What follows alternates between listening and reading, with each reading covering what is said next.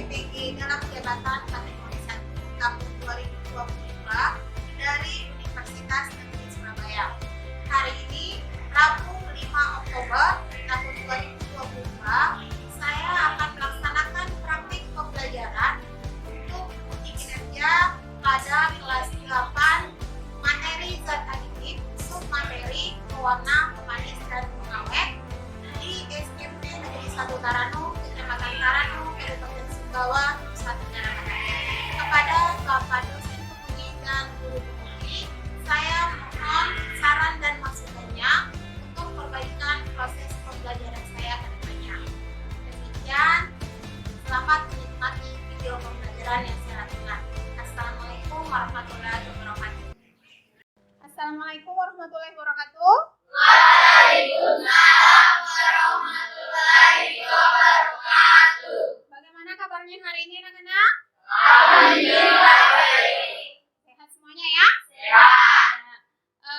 Sebelum kita belajar, tolong ketua kelas pimpin doa terlebih dahulu. Bismillahirrahmanirrahim. Raditu billahi rabban wa bil islami dinan wa bi Muhammadin nabiyyan wa rasulah. Rabbi zidni ilman warzuqni fahman. Amin. Ibu mau absen dulu. Ada yang tidak hadir hari ini? Ada. Siapa yang tidak hadir? Dina. Nah, keterangannya? Sakit. Sakit, Dina sakit. Yang lain ada semua ya? Ada. Ya. Kita doakan semoga Tina segera sembuh. Amin. Apakah semuanya siap belajar hari ini? Ya. Buku paketnya dibawa semuanya? Wah. Kemudian bahan-bahan untuk praktikumnya, untuk observasinya ada? Ada. Ya. Alat tulis, menulis lengkap? Ada. Alhamdulillah. Nah, biar belajar kita lebih semangat, sekarang kita menyanyikan lagu profil pelajar Pancasila terlebih dahulu. Mulai ya, sambil tepuk tangan ya.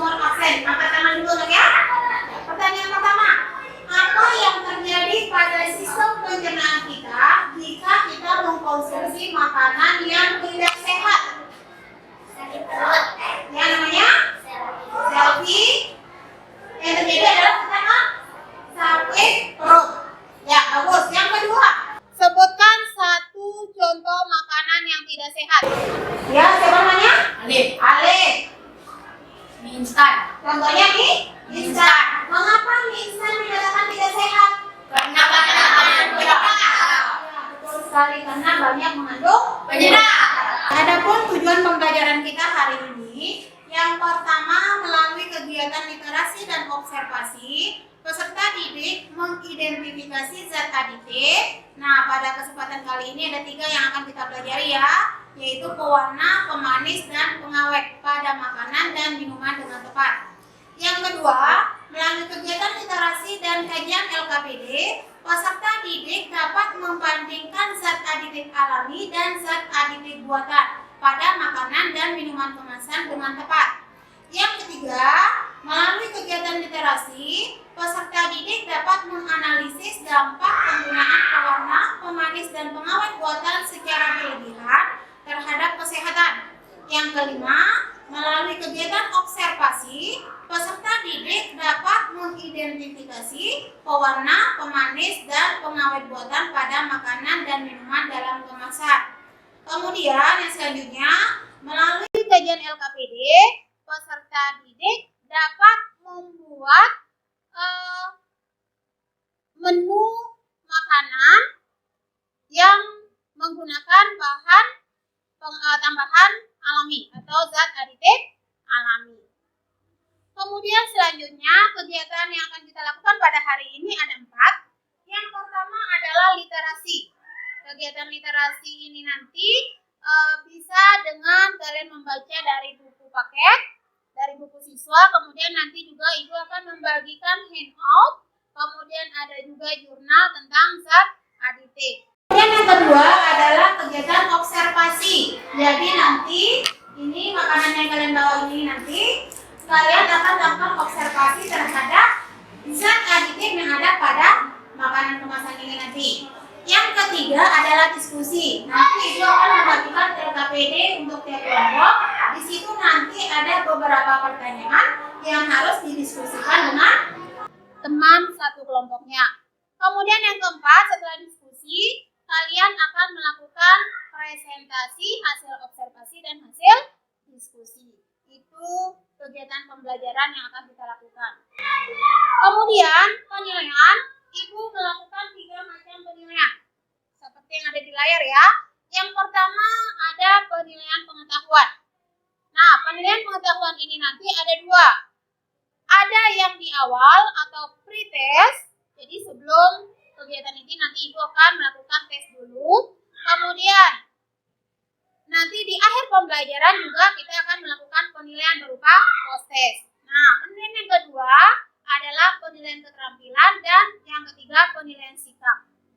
Untuk penilaian keterampilan dan penilaian sikap ini ibu lakukan selama kegiatan pembelajaran berlangsung. Jadi nanti ibu lihat siapa yang aktif, siapa yang tidak aktif dalam proses kegiatan.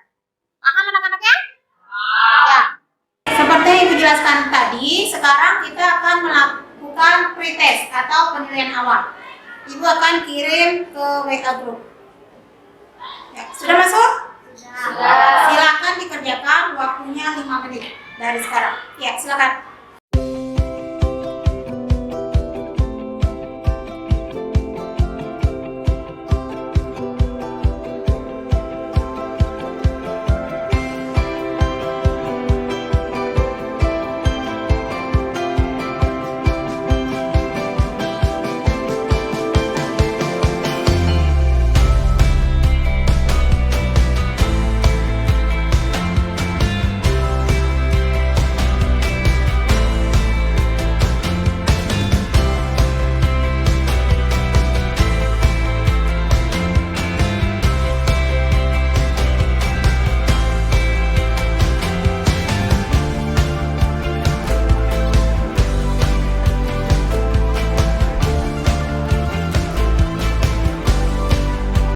Dikirimkan.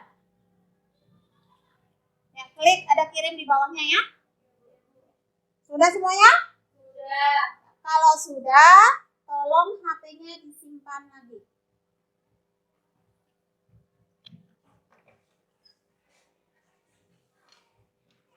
Sekarang ibu akan menayangkan sebuah video yang berkaitan dengan materi pelajaran yang akan kita pelajari hari ini. Silakan disimak baik-baik ya.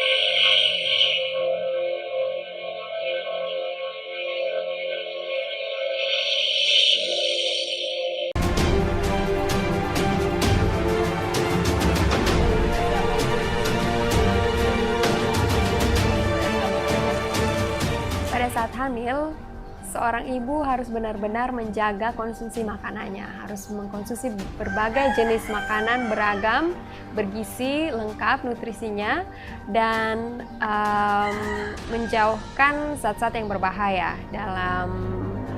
misalnya dalam makanan kemasan, zat-zat alkohol, asap rokok, dan sebagainya. Jadi itulah alasan mengapa ada label peringatan untuk makanan-makanan tertentu yang mengandung pemanis buatan tidak boleh dikonsumsi atau sebaiknya dihindari untuk anak balita, ibu hamil, dan ibu menyusui.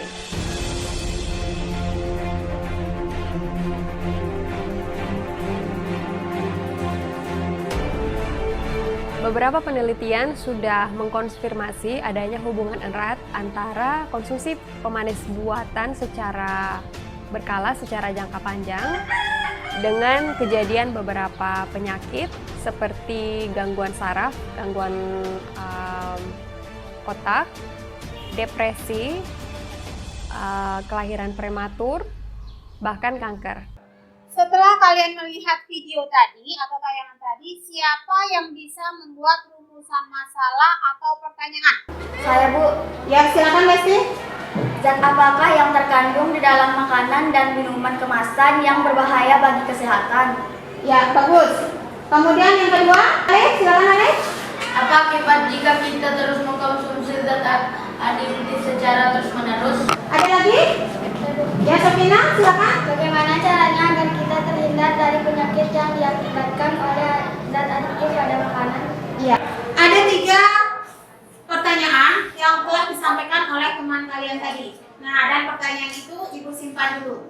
Sekarang Ibu akan menjelaskan tentang zat aditif. Zat aditif adalah zat yang ditambahkan dengan sengaja ke dalam makanan dan minuman dalam jumlah yang kecil dalam proses pembuatan makanan dan minuman. Penambahan zat aditif ini bertujuan untuk memperbaiki penampilan, cita rasa, tekstur, aroma, dan untuk memperpanjang daya simpan. Kemudian selanjutnya, berdasarkan fungsinya, zat aditif dibedakan menjadi 7. Yang pertama pewarna, pemanis, pengawet, penyedap, pemberi aroma, pengental, dan pengemulsi. Tetapi hari ini kita akan mempelajari 3 saja, yaitu pewarna, pemanis, dan pengawet.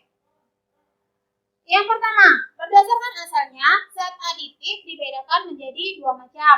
Ada zat aditif alami dan ada zat aditif buatan. Nah, yang alami itu berasal dari makhluk hidup. Zat aditif buatan adalah zat aditif yang diperoleh dari reaksi kimia dan bahan bakunya itu berasal dari bahan-bahan kimia. Contohnya, bahan pengawet dari asam benzoat, pemanis dari sakarin, dan lain-lain. Pewarna ada 2 macam. Ada pewarna alami dan ada pewarna buatan. Seperti yang kalian lihat di layar, pewarna alami itu pewarna yang didapat dari tumbuhan dan hewan. Contohnya, warna hijau dari daun pandan, ya, coklat dari kakao, kemudian merah dari buah naga dan stroberi.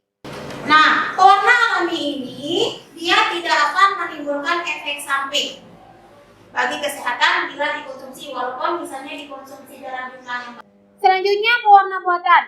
Pewarna buatan itu diperoleh Contohnya kuning dari tartrazine, merah dari alurarek, kuning dari sunset yellow, FCF, dan lain-lain. Selanjutnya yang kedua adalah pemanis. Pemanis sama ada dua juga jenisnya, ada pemanis alami dan ada pemanis buatan. Pemanis alami yang umum digunakan biasanya di rumah pakai apa kalau buat teh? Pakai gula pasir. Nah, gula pasir, gula merah, gula batu itu adalah contoh pemanis alami. Pemanis alami, nak ya? Ada gambar apa? Ada gambar madu. Ya, jadi selain gula, madu juga bisa digunakan sebagai pemanis alami. Ya, bisa kalau mau bikin teh pakai madu juga bisa. Selanjutnya ada pemanis buatan. Pemanis buatan ini mempunyai rasa manis yang lebih manis dibandingkan dengan pemanis alami. Jadi walaupun dia digunakan sedikit, tetapi rasanya itu sangat manis. Contoh pemanis buatan: siklama, kemudian aspartam, kalium, asesulfan, dan sakarin. Kalau kalian lihat gambar itu, kalau kita pergi ke toko-toko, maka akan banyak sekali kita jumpai pemanis buatan. Lanjut, yang ketiga, pengawet. Pengawet ini fungsinya untuk menghambat kerusakan makanan dan minuman. Pengawet juga ada dua macam, ada pengawet alami dan pengawet buatan. Kalau di labuhan yang banyak ikan, biasanya kalau ikannya tidak habis itu diawetkan dengan apa? Pakai garam. Pakai garam. Ada pakai asam? Ada. Kenapa pakai garam dan asam? Biar tidak busuk. Ya, biar tidak busuk atau tidak rusak. Jadi itu contoh pengawet alami. Pengawet buatan adalah asam propionat, asam askorbat, asam benzoat, natrium benzoat, dan lain-lain. Jadi itu tentang zat aditif, pewarna, pemanis, dan pengawet. Sekarang Ibu akan membagi kalian menjadi 4 kelompok. Ya, nanti kelompok 1 silakan di sebelah kirinya Ibu, sebelah kanan kalian. Kelompok 2 di tengah, kelompok 3 di sebelah kanan, kemudian kelompok 4 nanti di belakangnya kelompok 2. Atau bisa kelompok 2 di pojok sebelah kanan, kelompok 4 pojok sebelah kiri. Ya, kelompok 1, Safina, Alif, Deka, Sri, Fadila. Silakan ke sebelah kanan. Kelompok 2, Andika, Desi, Risa, dan Faiz. Kelompok 3, Selvi, Anggun, Fadel, dan Roman. Kelompok 4, Dwi, Arif, Daniel, dan Sulastri. Kelompok 1 di sana, nak. Ya, perhatikan dulu ya sebelum kalian mengerjakan. Itu di halaman pertama KPD ada tujuan. Tujuannya adalah peserta didik dapat mengidentifikasi zat aditif alami dan zat aditif buatan pada makanan dan minuman kemasan dengan tepat. Kemudian langkah-langkahnya, yang pertama sediakan makanan dan minuman kemasan yang kalian bawa. Sudah ada ya semuanya? Sudah. Yang kedua, bacalah komposisi bahan makanan dan minuman yang tertera pada kemasan. Biasanya itu terdapat di bagian belakang. Kemudian langkah yang ketiga, tentukan tiap-tiap bahan tersebut termasuk zat aditif alami atau zat aditif buatan. Nah, sekarang coba perhatikan masing-masing orang biar cepat pekerjaannya selesai, nak. Masing-masing orang itu mengamati satu makanan atau minuman. Nah, di sini kan ada komposisinya. Coba lihat di belakangnya. Biasa di situ ada komposisi. Ada ya? Nah, di sini ada bumbu balado, mengandung cabai, kemudian mononatrium glutamate, garam, ada natrium karbonat. Nah, ini nanti kalian sesuaikan dengan yang ada di jurnal atau buku paket atau di handout. Misal, di sini kan ada natrium karbonat. Natrium karbonat itu cek di sini apakah dia termasuk pengawet, pewarna, atau pemanis. Coba lihat, ada nggak natrium karbonat di situ? Di sini ya, natrium ya, berarti dia termasuk pengawet. Nah, apakah dia termasuk pengawet alami atau buatan? Di sini juga bisa dilihat. Paham? Paham ya? Ya, jadi ditulis nanti di sini.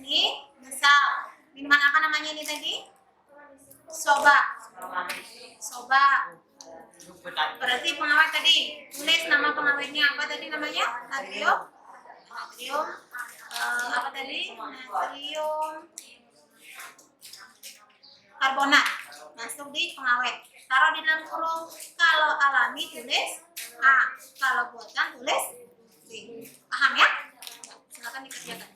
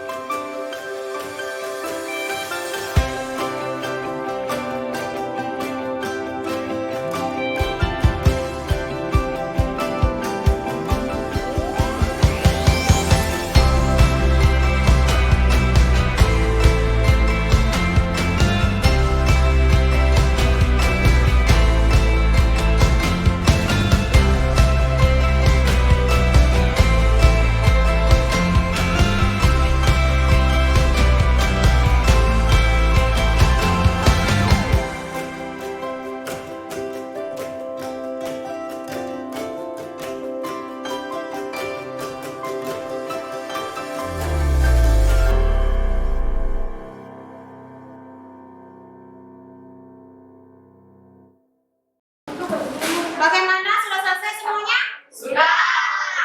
Sekarang masing-masing kelompok silakan pilih perwakilannya untuk mempresentasikan hasil pengamatan dan hasil diskusi di depan kelas. Mulai dari kelompok 1. Silakan. Assalamualaikum warahmatullahi wabarakatuh. Waalaikumsalam warahmatullahi wabarakatuh. Saya Sofina Delenas ingin mewakili kelompok 1. Pertanyaan nomor 1.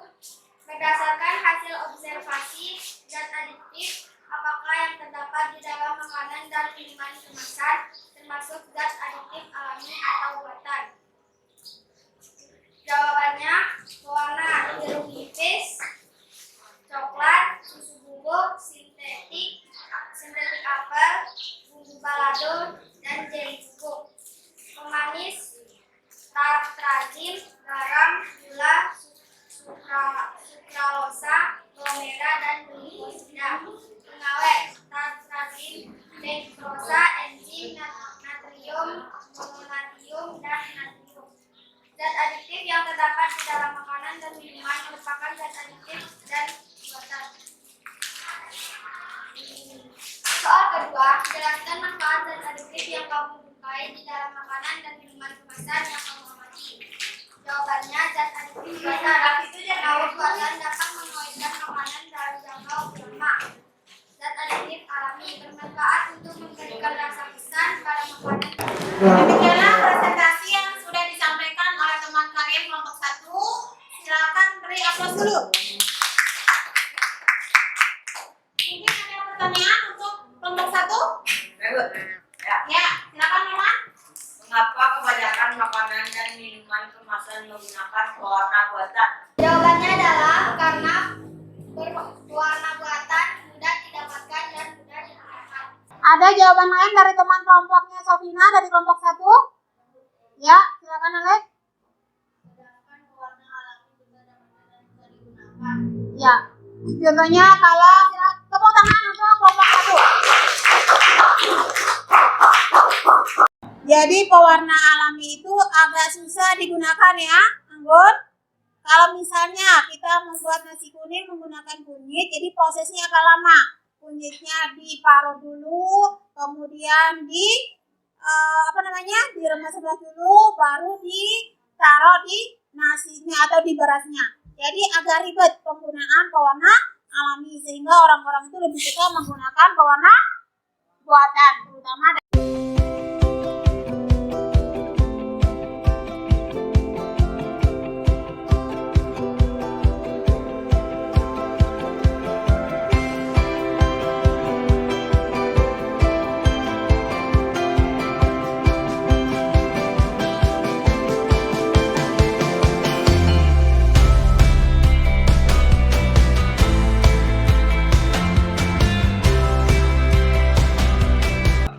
tadi semua kelompok sudah mempresentasikan hasil pengamatan dan hasil diskusinya.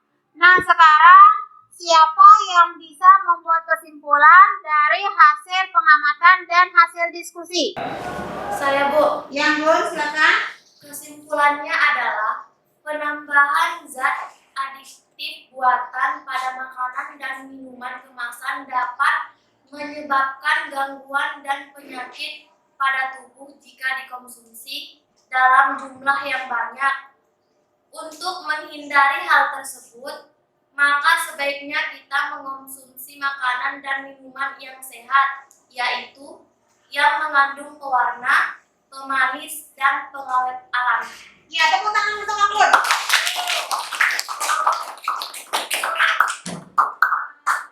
Ya, itulah tadi kesimpulan dari hasil pengamatan dan diskusi kelompok.